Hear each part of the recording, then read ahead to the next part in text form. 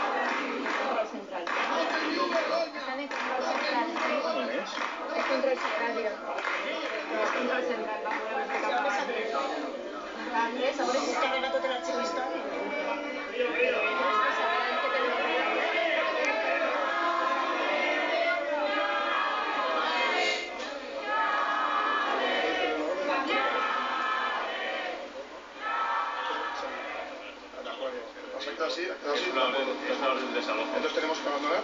Ustedes van a ir al negro, van a fundir a negros. No sabemos todavía. No saben. Se quedan funcionando vamos solo. Y nos vamos al estudio y nos despedimos. Vale. ¿Es así? Muy bien. Entonces vamos hacia el estudio. Muy bien. Muchas gracias, muy amable. ¿Qué opina usted de esto? Buenas tardes. No, yo no. ¿Qué opina usted? Por favor. No. Los medios de comunicación No puedo hacer, por favor. No, tiene que desalojar, por favor. Tiene que desalojar. Tiene que desalojar, por favor. Sí, por favor. Les estoy preguntando contra la educación. Vale, muy bien. Y nosotros estamos cumpliendo poco a poco y dejando de pedirnos de nos ahogando en el 23 años. Nos echan. Gracias a los ladrones nos echan. ¿Vamos a trabajo? No. Saliendo. se vea la sala vacía. ¿Seguís saliendo y vamos a ver la sala vacía? Ganamos. ¿Sabes, compañeros, seguís saliendo?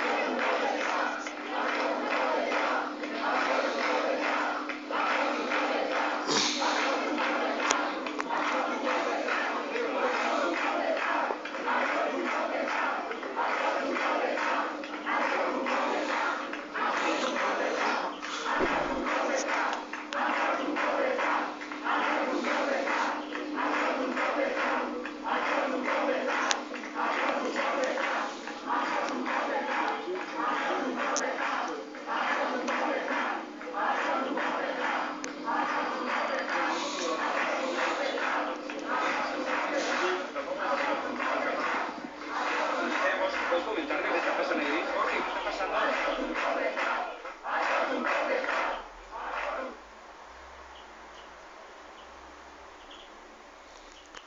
Se ha acabado la televisión de Canal Nou.